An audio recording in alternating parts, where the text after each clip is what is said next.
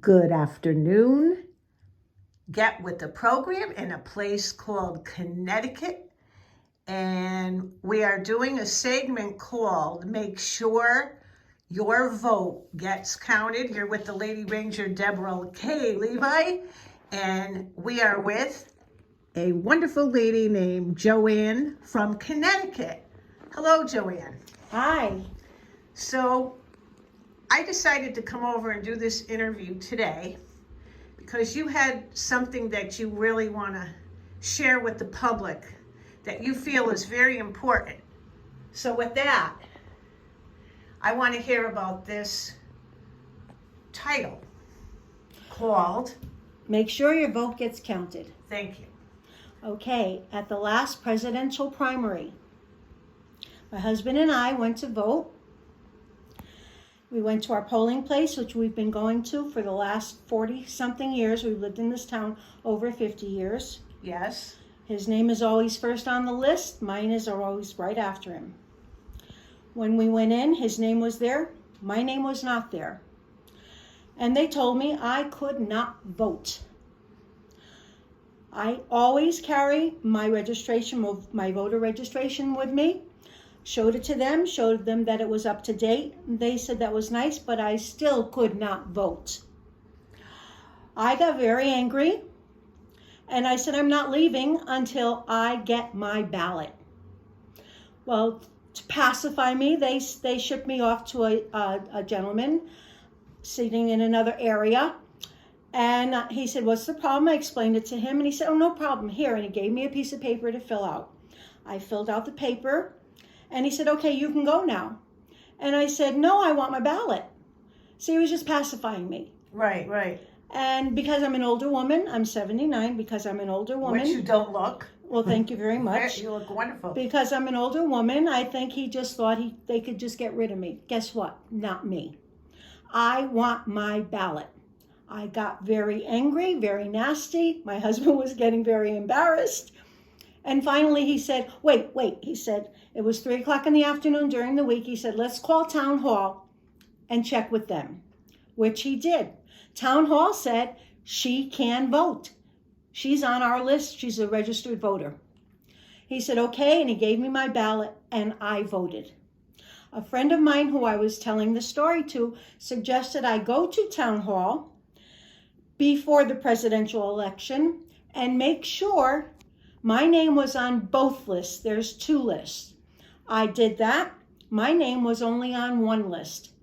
It was on the list in their file cabinet, but not on their computer list. In this day and age of computers, how did my name get dropped? Now, I'd also like to know, my husband and I got ballots, which we did not ask for, mailed to our home. I ripped them up because we went in person. If I filled out that ballot and sent it in, because my name was not on that list, I'm sure my ballot would have been ripped up and my vote would not have been counted. I wonder how many other elderly people that has happened to. And they said, oh, okay, I'll just go home, no big deal. I'm telling you this because I know some people have infirmities and some people are out of the state. There's a college students also that cannot physically get to a voting place. I can understand that and mail in your vote. But if you want your vote counted, don't be lazy. If you're capable of getting to your voting place, get there in person. Make sure your vote gets counted. Make sure they don't do to you what they tried to do to me. And I've spoken to several other people who were manning the polling booths at that time. And they said they could tell me stories that would spin my head. I don't know what the stories are, but I know what did happen to me. So make sure you go in person. If you are capable of doing so, don't be lazy. Make sure your vote counts. Question for you. What do you think went on? In your mind, do you believe, like, I don't want to put words into your mouth, but what do you think happened? Do you think it's an intentional, or do you think it's a glitch, or do you think, what was your real deep-seated thought on this? At first, I just thought it was a glitch.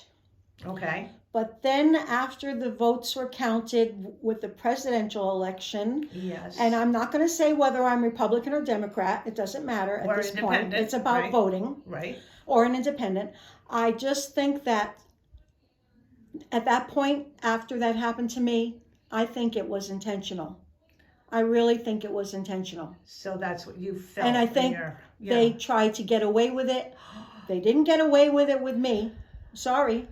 But they did try to. That's my personal feeling. I have no basis. I have nothing to base that on. Right. And what you're saying to the public here really is that if it can happen to you, it could happen to someone else. If it can happen to this one person in this one small town in Connecticut, it could happen hundreds, if not thousands, tens of thousands of times to the big cities. This is just a tiny, small town in Connecticut.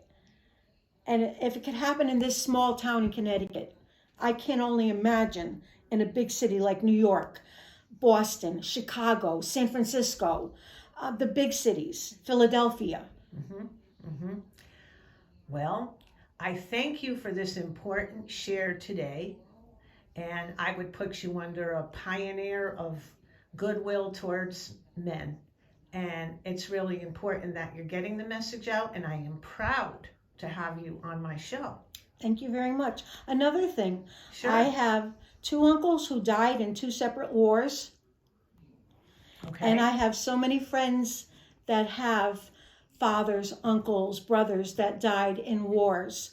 Those men died in wars to protect our right to freedom, to protect our right to vote. Don't let their deaths be in vain. Make sure you vote. Okay. And this is Joanne from in a place called Connecticut, and you're with Deborah K. Levi. Get with the program, and I would love to interview sometime again, Joanne. I'd love that. Thank you. You're welcome. And you have a good day. You too.